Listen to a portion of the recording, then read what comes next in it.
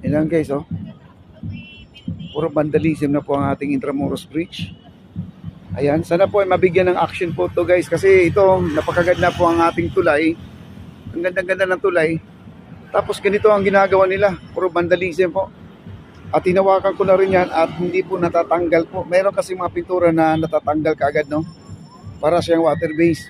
Ito, di natatanggal yan guys. Ang mangyayari dito, pipinturahan mo ulit yan. Ayan, no?